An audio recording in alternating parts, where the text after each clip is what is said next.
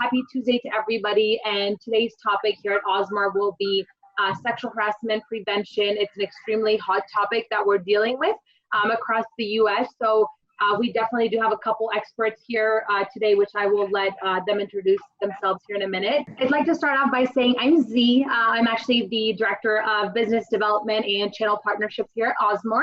I do work with clients on one-on-one basis on doing strategic planning for their organizations, as well as helping them basically select any of the solutions and work with them on training programs completely custom to their team and organization. So that's kind of my primary focus here at Auzmor. Good afternoon, everyone. My name is Brent Douglas. I'm a partner at Martinson, Hesbrook & Simon, and I practice employment law in addition to counseling HR clients through tricky terminations and other strategic decisions, difficult leaves of absence, etc. I also represent companies when they are sued for wrongful termination and sexual harassment. So I'm Dr. Nima Moyetti. I'm a licensed clinical and forensic psychologist in California. I am calling in from inside of a prison, so the connection isn't the best. I'm a licensed clinical and forensic psychologist. I work with the courts in California. I work with level 4 inmates. I also have a private practice where we do forensic work. We do not guilty by reason of insanity, capital punishment, competency for trial, and mentally disordered offenders. Thank you for that, Nima. And everybody, I think a big component, of course, Brent will be talking a lot about the legal aspect, but also I think one great aspect in today's discussion, Nima will be talking a lot about the psychological aspect of sexual harassment. So we're super excited for him to take time out of his busy day and to be able to spend today with us. So thank you so much for that, Nima. So to start off with, I'd like to just give everybody a quick introduction of a little bit about what we do here at Auzmor. So Auzmor actually is an HR software company. So we provide currently learning management solutions as well as training to our clients. We do work with them on one-on-one to kind of plan what are the missing gaps for them and plan accordingly. But our vision actually does not stop there. So kind of our vision as a whole for Auzmor is we're in the process of building the entire HR suite ecosystem. So basically from the learning management system to HRIS, performance, ATS, to be able to build the first actually end-to-end in-house suite. To be able to cater through all your guys' HR needs from one centralized provider. Some of the key takeaways I think I'd like to talk about before we get started today. So I think the first, definitely this topic is about sexual harassment. So I do want to make sure that, everybody understands how to deal with workplace harassment in general. The second thing I think that would be very important is understanding, the psychological aspects of it on what, the person that's experiencing something like that, what they're going through, but also I think getting a lot of Brent's input on the legal aspect, which will be really, really huge, and ensuring, what are the right tools and methods that we could use and utilize to ensure that we train all of our employees to ensure that we've done everything from our end to prevent an incident like that as an organization. We will be covering a few topics today, so I'd like to just briefly review that. First and foremost, I think just a general definition of understanding what sexual harassment is as a whole.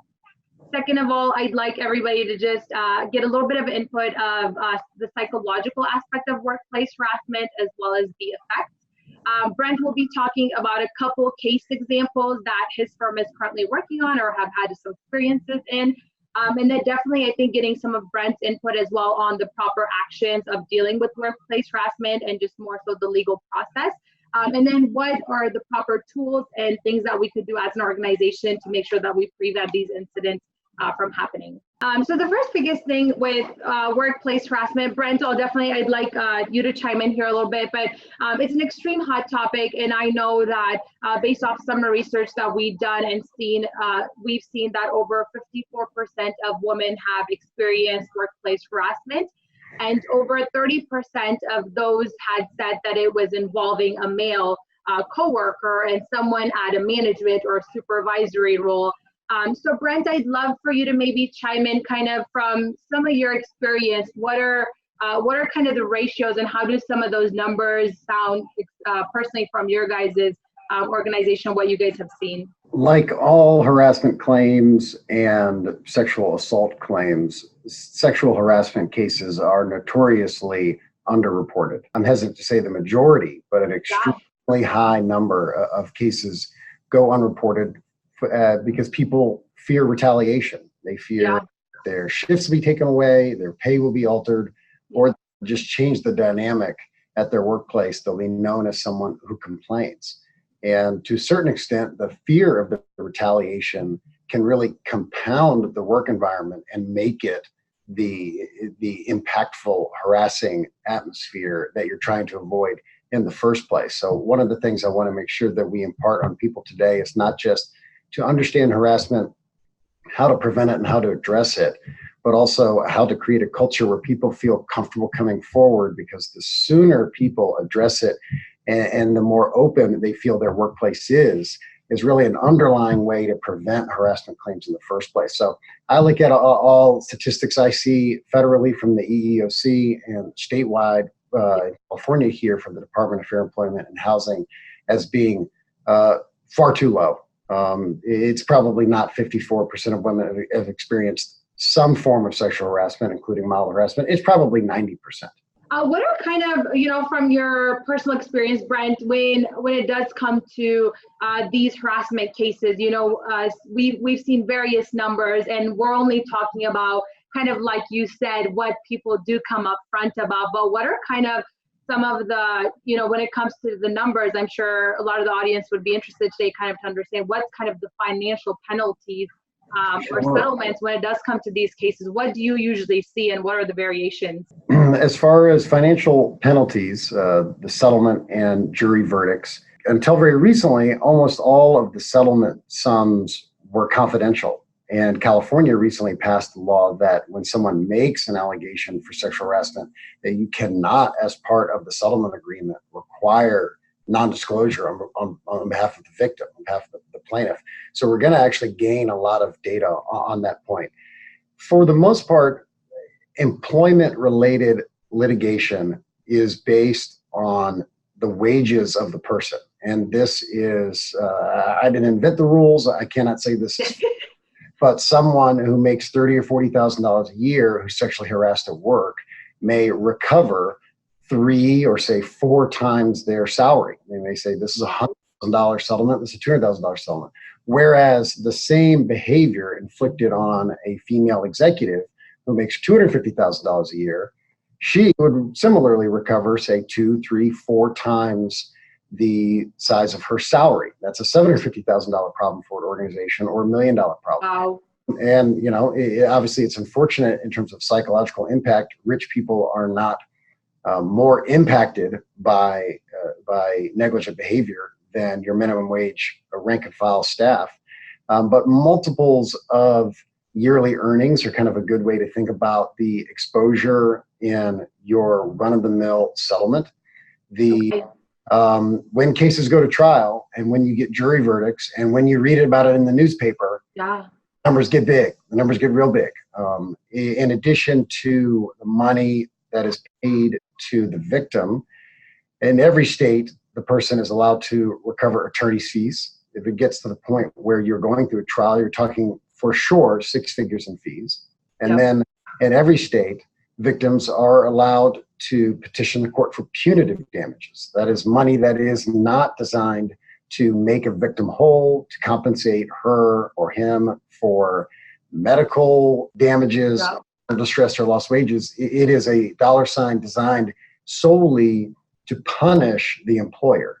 And in situations where punitives are involved, it's millions of dollars. And the threat of the millions of dollars of punitives is what makes your even somewhat benign but proven sexual harassment claims that may be a $50,000 or $60,000 problem creep up into the low 6 figures, because a company's too scared to roll the dice, too scared to put 12 people in a jury box and potentially get hit for millions of dollars. Do you think, with California bringing that new aspect of, now it being something to where they don't have to, that they have to be open about it, and where you'll probably see it more in the news, do you think it has to do anything with kind of people voicing more about, sexual assaults and just these specific traumatic instances that people are going through? Yes. Well, what you're seeing is, it is a direct result of the Me Too movement. And here in California, you're really kind of poster child for that is Harvey Weinstein. And so seeing is that there are, in fact, high-powered predators in certain places that the companies have been silently settling cases for decades. Yeah. It'll be interesting to see the effect of the new prohibition on non-disclosure provisions. Yes. On one hand, it'll obviously make certain work environments known. It'll probably make certain high-powered executives accountable who beforehand could kind of hide behind those provisions. Yeah. On the other hand, a lot of times a company, the non-disclosure is really all that they're buying. They don't believe the allegations, or the allegations can be difficult to sustain, and they really want it to go away and go away quietly. So I do wonder if for certain cases, the fact that it can't be confidential anymore is actually going to drive some settlement values down. Yeah. So it'll be interesting to see. We don't have data on that yet. Sexual harassment as a whole, just for everybody to kind of understand, I think also the general definition of it, and Brent, feel free to chime in on any of this that I may say. Sexual harassment as a whole is any unwelcome sexual advances, requests for sexual favors, and other verbal or physical conduct of a sexual nature is what is known to be of anything under sexual harassment. Brent, is there anything you'd like to kind of add in addition to this for people to understand the general definition of sexual harassment? As we go through these slides, you'll see that there are different types. And then there is sexual harassment that I can describe from a legal standpoint. And then Dr. Marietti is going to talk about not just the psychological effects of sexual harassment as defined by the law, but as defined by the brain, as defined by the victim.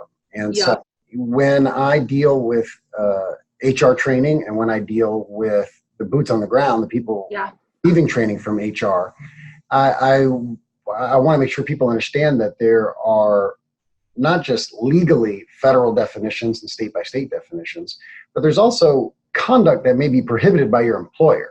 You can lose your job for inappropriate behavior that falls short of the standards we're going to talk about today. And it severely negatively impact people by behavior that falls short of the standards that we're going to talk about here today. But with those caveats aside, exclusively talking about the legal definitions, anywhere in the United States, you can sue the Equal Employment Opportunity Committee. You can obtain a right to sue letter through the EEOC. And the definition in front of you applying to any company with 15 or more employees. This is a remedy that's available to people under Title VII, regardless where they live. In most progressive states, say California, Massachusetts, New York, Washington, you will have more employee favorable, more protective statutory framework where it can be employers of any size, and the definition will change. So where you are, particularly from the West Coast, really the EEOC doesn't mean much because there's a more employee favorable, more restrictive framework. So you need to make sure that you are, reading from the right script when helping, your boss and managing up as to whether certain behavior constitutes a violation of the law. I think that people are easily able to conceptualize the two different types. The first is quid pro quo, Latin for this, for that. And it's when someone with authority over someone else dangles a positive workplace environment or threatens an adverse employment decision based upon someone's acceptance of a sexual advance. And defining some of those subparts, coming up with examples, some of those subparts is really where the rubber meets the road. It may not just be that it's have sex with me or you are fired. It may be that the advance is just kind of repeated requests to go on a date, or even in a group setting, or something that may be kind of a small group setting, and that it's not a threat, but it does appear that the people who socialize with this boss after work get favorable work assignments, get to work on the big clients and the big projects. And so when you've got a team of people underneath you, in terms of preventing quid pro quo sexual harassment, it's really important to analyze and be cautious of social invitations. And I hate to say that people can't socialize outside of work and whatnot, but it's just people in HR need to be cautious of. And say, hey, are people who supervise others inviting people to outside social events? Is there pressure? Does there appear to be some kind of coercion involved? And zoom out and look at the people who participate in the social activities. Do they have more favorable career trajectories? Do they have better paths? And if so, then there may be something afoot. There may be people who are quietly feeling like they're alienated because they don't want to, they don't want to accept someone's advance. And the other type of sexual harassment is the hostile workplace, which is something that people can obviously picture. And we'll get into what can constitute a hostile work environment and the different ways that people can project that hostility. But it is when acts of a sexual nature substantially interfere with someone's ability to do their work. It's a hostile work environment. The vast majority are hostile work environment. A quid pro quo sexual harassment case is more limited because by definition, its players are more limited. It's going to be a boss who is trying to solicit, sexual acts from someone who works for them. Whereas the hostile work environment can be created by someone on your same level. Your peer cannot quid pro quo sexual harass you. So just by definition, you've got a bigger roster. And then from a legal standpoint, a quid pro quo sexual harassment is generally stemmed from a single event or, multiple events close in time. But the hostile work environment can be the accumulation of acts over years. And so to a certain degree, it's kind of a lower threshold in terms of pleading and alleging misconduct that you can cite to a text from last year and a joke from this year and a pat on my back from a couple years ago and say, collectively, this is the environment we're dealing with. So yes, the short answer is the vast majority, I would say 90+% are hostile work environments. The case law and the administrative agencies in each state that handle sexual harassment claims have been clear that it can come in many forms. Of course, you've got your verbal, you've got the verbal solicitation of sexual advance, jokes, inappropriate comments, compliments that are over the line at work, visual, your pictures and your cartoons. The physical, of course, touching, massaging, encroaching on personal space, and written, your email communications. But I don't know which of these categories the following falls into, but I'd say the state of the art right now, the cutting edge, the common trend in my hostile work environment, sexual harassment claims, is text messages. It is. And some graphic pictures, and some of it's solicitations, some of it's flirtation, and a lot of times it's emojis and selfies that are not appropriate. And in addition to that being so common now, particularly with the younger workforce, it's particularly troublesome is that because it's not at work, because it's not on a company provided system, emailing system, a lot of times employers and HR are the last to know. It's very difficult to take the advice we give you today and make sure that people aren't texting each other after work. But that's where the frontier of these claims is right now. And it's difficult because I'm sure, the viewers today represent an incredible variety of workplaces. And, there aren't hard and fast rules. There's behavior in between waiters at a restaurant. You'd be immediately fired for it between associates at a big law firm. And so, you can't come in and just be the police and say the following behavior is per se over the line and per se making people comfortable.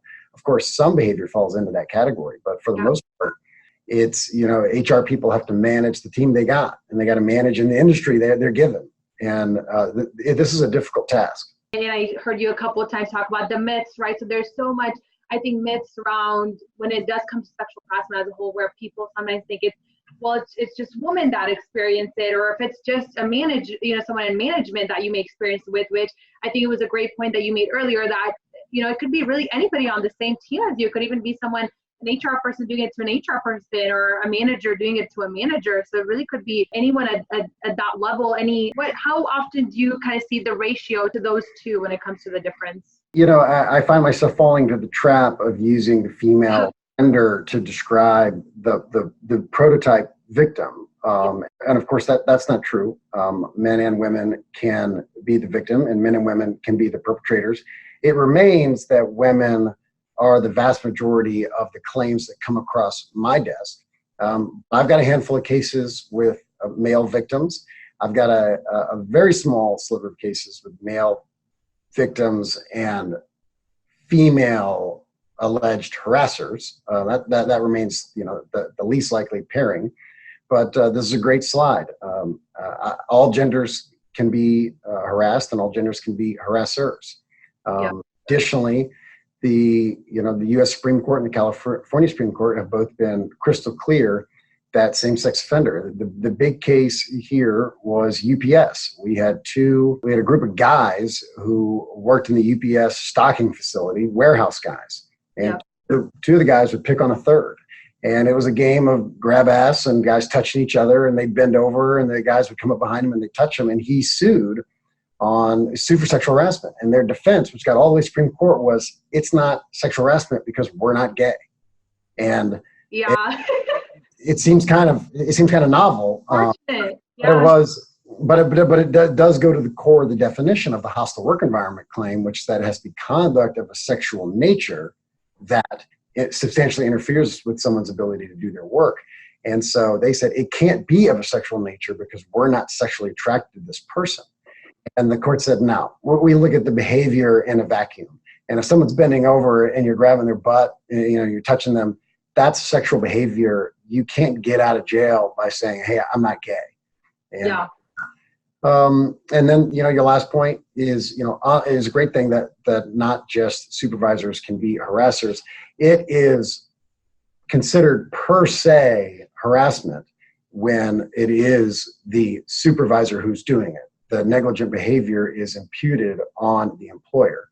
When colleagues, when peers harass other peers, the company is only legally liable. It knows or should have known of the behavior. And that's, of course, a great distinction going back to what I said earlier between the kind of behavior that constitutes unlawful behavior and the kind of behavior that can be fired. We don't analyze behavior really through the legal, rubric at all times.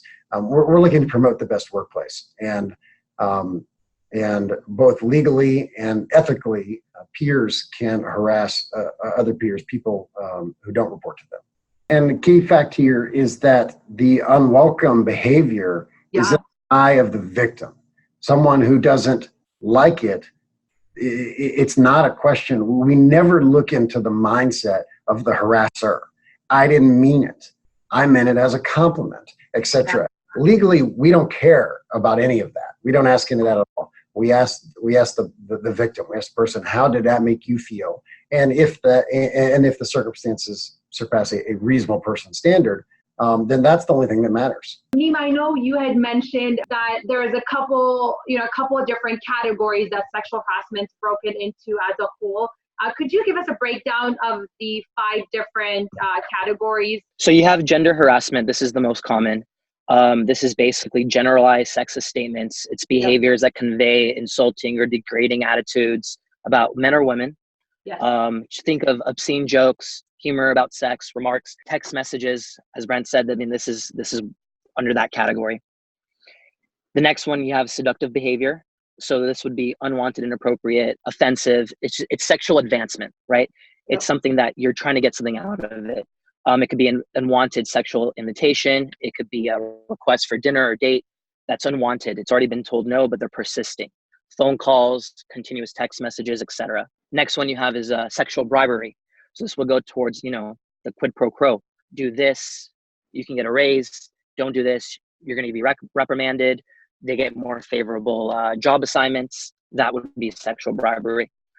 The last, another one, sexual coercion. Think of it as threat of punishment, negative performance on evaluations. And then, so this would be more like Harvey Weinstein.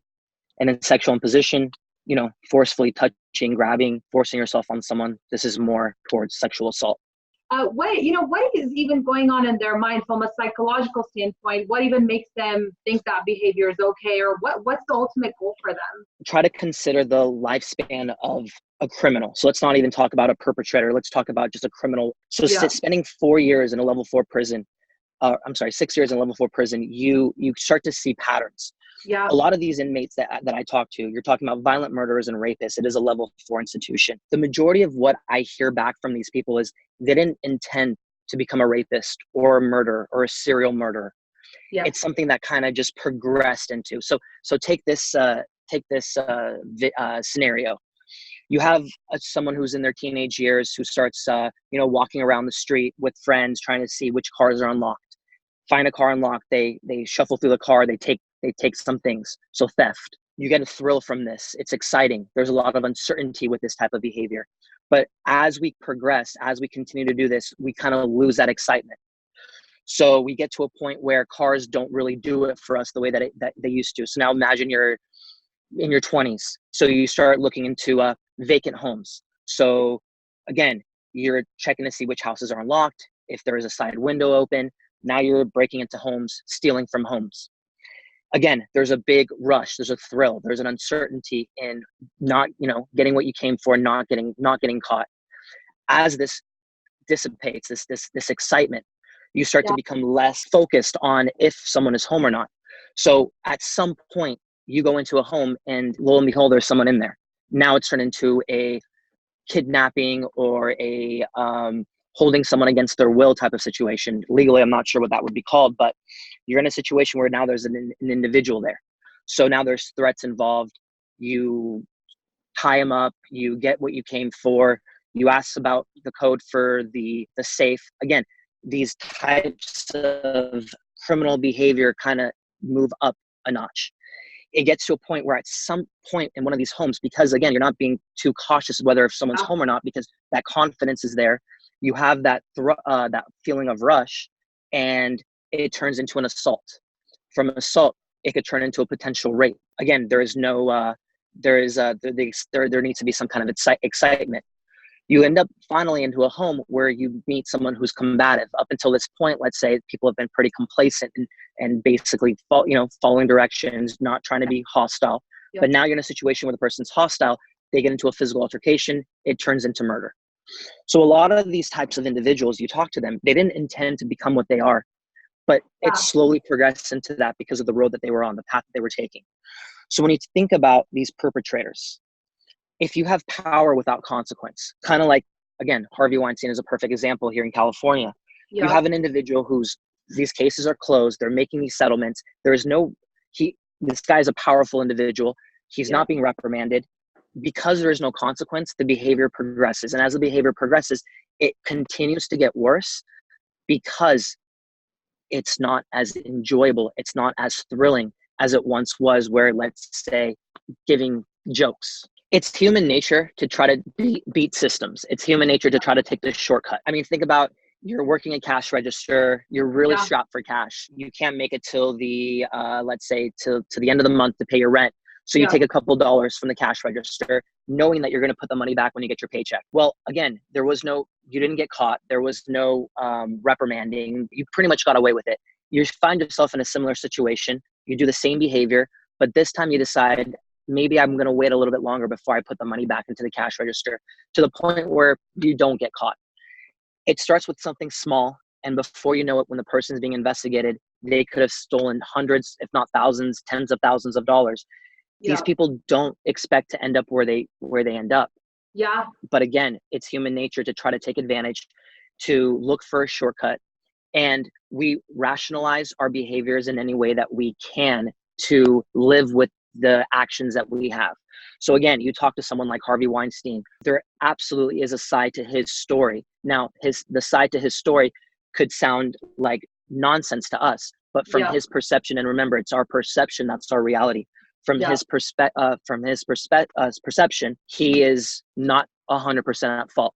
He can probably tell us countless reasons of why his sexual advances were not, let's say, criminal or not harassment in nature. What are, how is that seen in the court overall? The past behavior of someone, in a legal sense, is only relevant if the employer knew about it or should have known.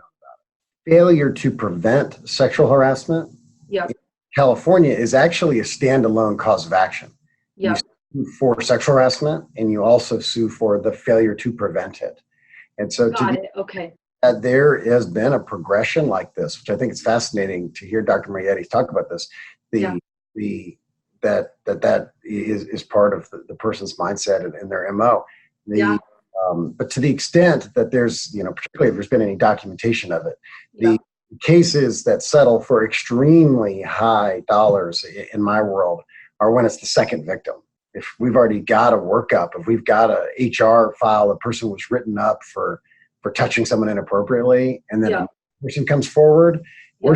we're dead to rights on the failure to prevent claim. We've got the documents in the HR file. What do you kind of see as some of the main reasons that they don't maybe always speak out to these specific things? A lot of it is on the slide, right? So you're looking at betrayal. You have someone that you look up to, you have someone that you have your trust in, and they take advantage of that. Betrayal, blindness. Because of this relationship that you have with them, you turn a blind eye to it. From an institutional perspective, believe your perception is that if you were to speak up, you're the one that's going to be retaliated against. You're the one that's going to be basically hurt by whatever accusation that you make. And again, if it's your word against somebody else's, it's too much of a risk for certain types of personality types to want to go down that route. And it's a very uncomfortable situation for certain types of people. They do feel embarrassment. They do feel like they may have, it's that guilt feeling as well. It's the irrational belief that they somehow created the situation that they found themselves in. If only they didn't do a certain thing, if only they didn't say a certain thing or dress a certain way. Again, these are all irrational, but again, beliefs are perception. Our perception is our reality. And do you think it's common, like the victim tends to blame themselves, that just kind of like you said, okay, if I didn't maybe dress this way, or if I maybe didn't behave a certain way, that they probably, wouldn't do that to me, or I wouldn't be in that specific situation? It's absolutely true in certain types of people, not in everybody though. I mean, there's certain people who will never think this way, but there's a lot of people who do. Do you think there's a reason to anything maybe in their past, or just life experiences that they've gone to personally to why they feel that way? Yeah. Everything is connected. Yeah. So you have this thing called the hypothalamic pituitary adrenal cortex. Yeah. It's basically our fight or flight response. It controls the biochemistry of the brain. Let me give you 3 very simple examples. You have, let's say, an executive in a company, you have a professional fighter, and you have a construction worker. All 3 are in let's say, a crowded room, and there's a loud sound. Just think of a very loud banging sound. Yeah. You have the executive who immediately falls to the floor and covers up. So he has a very strong fear response, and he feels humiliated for reacting in this way because, again, whatever the stimulus was, whatever the loud sound was, it was non-threatening, but it came off as such. So he has embarrassment in regards to the way that he reacted. It was an automatic response. It has to do with this hypothalamic pituitary adrenal cortex, the chemicals that are released in the brain. It's fight or flight. You have the professional fighter who hears the exact same sound at the exact same time, but his response is to get into a fighter's position. Again, we can kind of understand where that's coming from. It's not necessarily a fear response. It's more, there's a lot of adrenaline being released, norepinephrine, epinephrine, increased levels of cortisol and just adrenaline, basically. And again, he feels humiliated by his reaction because the room is crowded. He's unhappy with how he reacted to that stimulus. And then the third individual, you have the construction worker who basically does nothing. So what was going on in his brain? Pretty much nothing. His baseline has been status quo. Yeah. Again, when people are in construction, they're constantly surrounded and exposed to loud sounds that come from surroundings that are, you're not prepared for. So through exposure to this, we become desensitized. Now, all 3 reacted in very different ways to a specific stimulus. Yeah. Based on our prior experiences, our genetic predispositions, and just our perception, we can have different reactions. So not everybody is going to be affected from sexual harassment in these ways. Yeah. But people do.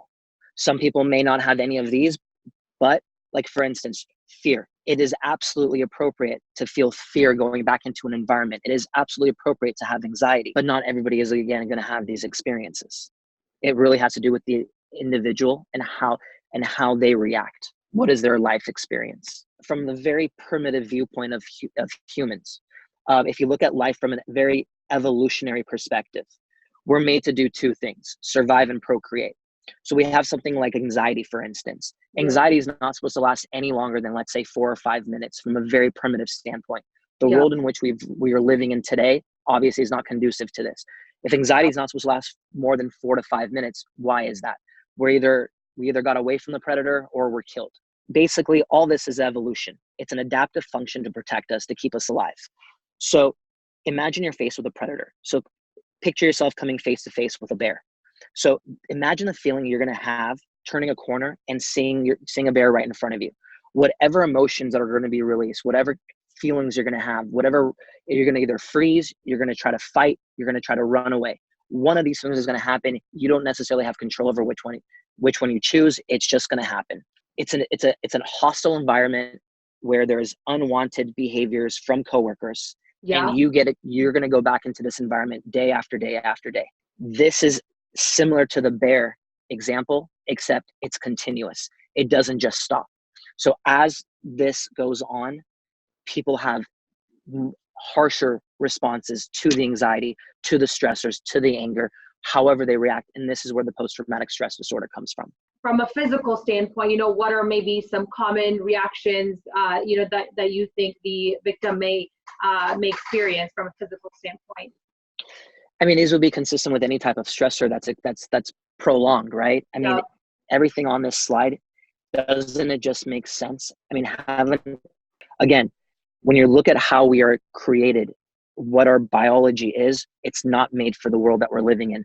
So these effects absolutely have a physiological response because they're abnormal. For the people that are experiencing that, is there any specific, coping methods, talking to people or therapy, or what are kind of the best coping methods when it comes to someone experiencing a traumatic event like that? Martha Lenigan, Lingelen, and everything on this slide is, again, great. You do something that's unexpected. Hold people accountable for what they do. Speak honestly and be very direct. There's no reason to sugarcoat anything.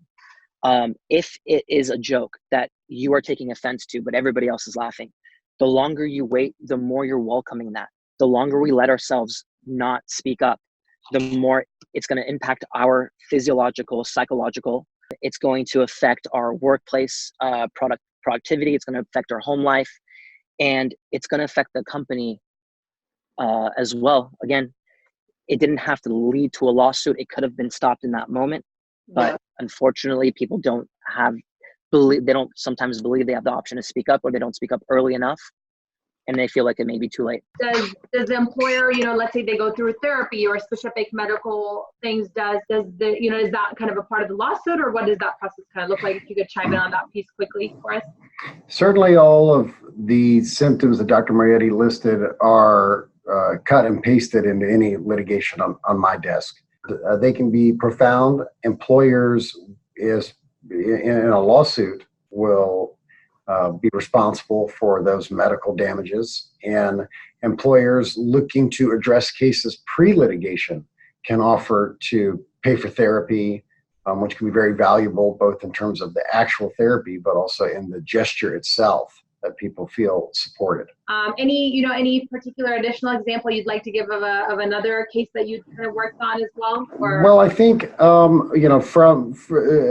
the one from this list that probably warrants a mention is the second one. As a law firm partner has his assistant sit in his lap. Yeah. And people, when I use that example, people think that the assistant sitting in his lap is the plaintiff in this case. She's not. It's the other assistants that states and the federal government recognize almost like a transitive nature of harassment. That I can be having someone sit in my lap, but that person is okay with it. They're not harassed. But the other assistants are looking at that, feeling that creates a hostile work environment, and feeling like to get ahead in this environment, I've got to sit in his lap too. Yeah. I think that one is kind of one of the more novel one from the list. The bad comments and the picture texts and people touching each other is what comes to mind. Yeah. but it's complicated. Around 8 minutes left of the remainder of the time, so I do want to respect everyone's day. I'd love to use this time for a Q&A session. There are more I think we'd love to, from what we've covered, and if you guys have any particular questions or consultation, I'll definitely be sharing Brent's information as well as Dr. Moyetti following this webinar, as well as a recording. Okay, so I see one question from Shelly Walter. How do you handle, I think this may be for Brent, Shelly, so I'll go ahead and ask Brent, but how do you handle a situation where the offender is unknown? For example, leaving inappropriate items on a coworker's desk at night. That's a great question. A couple of things to say about that. One, if it's truly unknown, employers have an affirmative legal obligation to conduct a good faith investigation. So rounding everybody up in the department, interviewing them individually is not over the line. That's in fact probably required. So you should be able to get to the bottom of it, is really what I'm saying. Additionally, what companies can do, and what the law requires, what companies can do is require people to participate in an investigation. So if someone were to come forward and say, I've got a complaint, but I don't want to say about who, but there has been bad behavior, when the company conducts investigations, say, hey, Brent, I want to sit in your office. I've got some questions. You ever seen this? And people throw their hands up and go, hey, man, I don't want to answer questions. I don't want to get involved in this. An employer can go, you're fired. It is not retaliatory to punish people, even terminate people for their refusal to participate in the investigation. So I encourage my clients to be very strict that, that compliance with the investigation is mandatory. Brent, if you could please discuss the issue of cultural sensitivities where perceptions of sexual harassment could be quite different. So how could we kind of blend that in? That's a great question. I cannot think if I had here in San Diego, we have a big computer programming software engineer field, a lot of first generation Indian Americans. And sometimes I've had a few pieces of litigation out of that community where behavior that the harasser, or in one instance, it's actually the victim, found to be so over the line that we in America, this Western culture, would look at that and go, that is really benign, and it's difficult to bring someone in the office and go, you should not be offended by this. Legally, we use a reasonable person standard, which is in a lot of laws and means approximately nothing. But it is a delicate art for people in the HR field. And so, yes, while someone may have certain cultural sensitivities that make them uniquely victimized by behavior that everyone else would consider to be okay, and thus the company legally would probably prevail in any lawsuit, it doesn't make it any easier for the HR professional, the boots on the ground. And employing a full-scale investigation in response to a good faith complaint is your obligation, regardless of whether on the surface you look at it and think that the claim is weak. Our time is up today, but definitely I will be following up with everybody with the PowerPoint as well as the webinar from today. We'll definitely continue to have more webinars, so please do catch us on social media and make sure to register for those. And we'll hopefully definitely get a chance to do another one with Brent. And if there is any additional questions, we'll definitely follow up and give you everybody his contact info. So we're more than happy to, I think, discuss anything with you guys as well as Brent's team. Yep, happy to help. Anyone feel free to contact me at any time, Brent Douglas at Martinson Law. And I will share his email as well as contact info. And then feel free to follow Auzmor on Facebook, Twitter, Instagram, and we'll definitely be posting some stuff on this webinar. Have a great day. Perfect. Thank you, everybody. Have a great day.